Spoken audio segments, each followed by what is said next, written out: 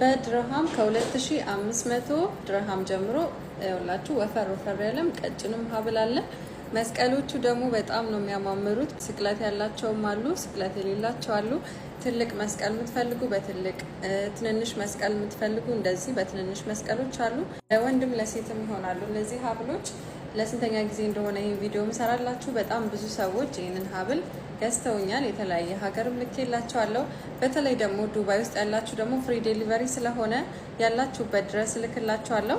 አሜሪካ ደግሞ ሌላም ሀገራቶች ከሆናችሁ ከ20 ግራም በላይ ስትገዙ ፍሪ ዴሊቨሪ ይመጣላቸዋል። እነዚህ 5 ግራም 6 ግራም እንደዛ አሉ።